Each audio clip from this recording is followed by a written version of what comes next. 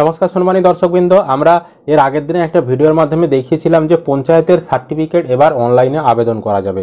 Character certificate, income certificate, স্থায়ী বাসিন্দা certificate, এছাড়াও একই ব্যক্তির সার্টিফিকেট, ডিস্টেন্স সার্টিফিকেট ইত্যাদি। তো বিষয়টা হচ্ছে, আপনারা তো অনলাইনে আবেদন করে দিচ্ছেন, করার পরে স্ট্যাটাস কীভাবে চেক করবেন, সার্টিফিকেট কীভাবে ডাউনলোড করবেন, এই বিষয়গুলো কিন্তু বুঝতে পারছেন না। সেই বিষয়টা আজকের এই ভিডিওতে আমরা আলোচনা করব।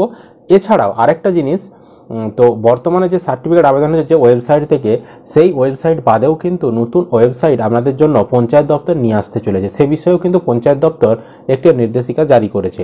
সমস্ত কিছু জানাবো আজকের এই ভিডিওর মাধ্যমে। তার আগে ছোট্ট একটি অনুরোধ, চ্যানেলে নতুন হলে চ্যানেলটিকে সাবস্ক্রাইব করে রাখবেন, বন্ধুদেরকে ভিডিওটি শেয়ার করতে ভুলবেন। ভিডিও ভালো লাগলে অবশ্যই কিন্তু একটি লাইক করে দিয়ে যাবেন। তো ভিডিও শুরুর আগে বলে রাখি, যারা কিভাবে আবেদন করতে হয় এই সকল সার্টিফিকেট অনলাইনে, সেই ভিডিওটি যদি না দেখে থাকেন, স্টেপ বাই স্টেপ আমরা দেখিয়েছিলাম ভিডিওতে। একবার দেখে নিলে আমরা নিজেরাই মোবাইল থেকে আবেদন করতে পারবেন, কোনো টাকা পয়সা কিছু লাগবে না।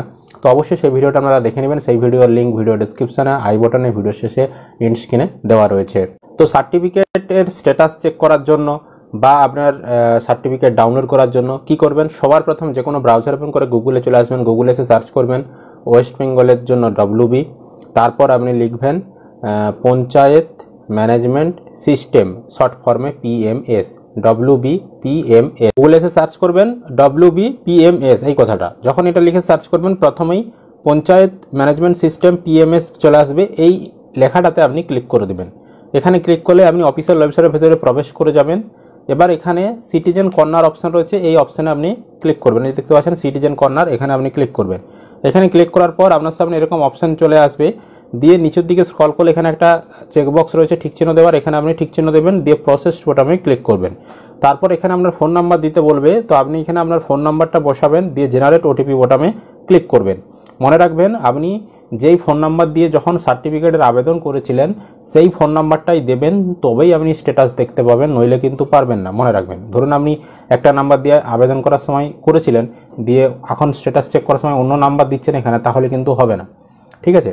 তো যেই নাম্বার দিয়ে আপনি আবেদন করেছিলেন, সেটা যে কোনো সার্টিফিকেটই হোক, কাস্ট সার্টিফিকেট থেকে শুরু করে বা ইনকাম সার্টিফিকেট, রেসিডেন্সিয়াল সার্টিফিকেট যাই হোক না কেন, যে ফোন নাম্বারটা দিয়েছিলেন সেটাই কিন্তু দিতে হবে।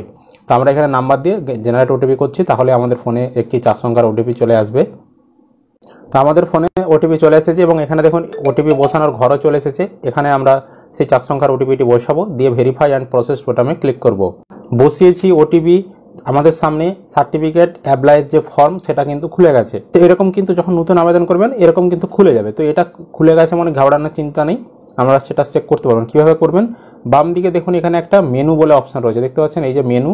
তো আপনারা এই মেনু অপশানে ক্লিক করবেন। মেনু অপশানে ক্লিক করলে দুটো অপশান পাবেন, অ্যাপ্লিকেন্ট সার্টিফিকেট লিস্ট আর অ্যাপ্লাই সার্টিফিকেট। এখানে প্রথমের অপশানটা অ্যাপ্লাইড সার্টিফিকেট লিস্ট যেটা রয়েছে, অ্যাপ্লাইড সার্টিফিকেট লিস্ট, এই অপশানটায় ক্লিক করবেন। এখানে ক্লিক করলে আপনি ওই ফোন নাম্বার দিয়ে যে সার্টিফিকেটের আবেদন করেছেন সেই তথ্য এখানে দেখিয়ে দেবে।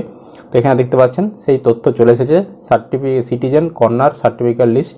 দিয়ে এখানে আপনি কোন কোন সার্টিফিকেটের আবেদন করেছেন, আপনার নাম কি, মানে কার নামে সার্টিফিকেট আবেদন করেছেন, কবে আবেদন করেছেন, স্ট্যাটাস কি রয়েছে, অ্যাকশন এখানে দেখিয়ে দিয়েছে। তো এখানে এখন পেন্ডিং রয়েছে।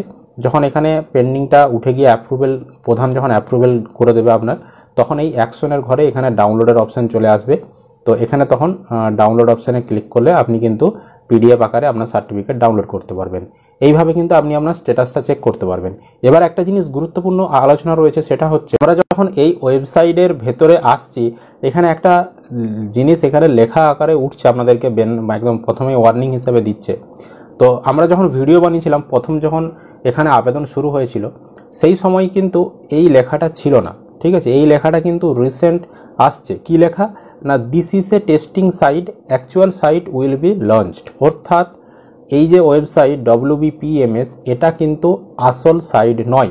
আসল সাইট নয় বলতে মানে সরকারেরই সাইট বা পঞ্চায়েত দপ্তরেরই সাইট, কিন্তু এটা জাস্ট টেস্টিং সাইট। টেস্টিং মানে হচ্ছে পরীক্ষা নিরীক্ষা করার জন্য। কোনো কিছু যখন আবেদন করা হবে তার আগে তো একটা টেস্টিং করতে হবে। হঠাৎ করে লঞ্চ করে দিল, হ্যাঁ, তার সুবিধা অসুবিধা বিভিন্ন রকম তো হতে পারে, তাই যাতে সুবিধা অসুবিধাগুলো আগে থেকে জানা যায় সেই কারণে টেস্ট করার জন্য একটা সাইট পঞ্চায়েত দপ্তরের তারাই লঞ্চ করেছে। দিয়ে এখানে সমস্ত কিছু কাজ চলছে। এবার বিভিন্ন রকম সমস্যাগুলো তারা সেগুলো নিয়ে ঠিকঠাক করবে, দিয়ে এখান থেকে অভিজ্ঞতা নিয়ে তারা একটা আবারও নতুন ওয়েবসাইট লঞ্চ করবে। ঠিক আছে, তো এটা হচ্ছে টেস্টিং সাইট। পরবর্তী সময়ে আবার একটি নতুন ওয়েবসাইট লঞ্চ করবে।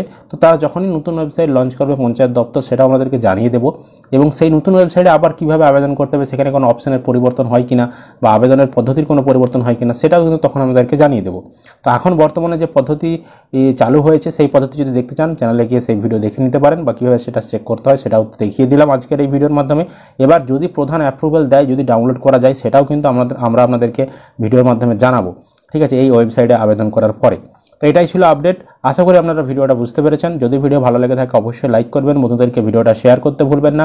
আর চ্যানেলে নতুন হলে চ্যানেলটিকে অবশ্যই সাবস্ক্রাইব করে রাখবেন।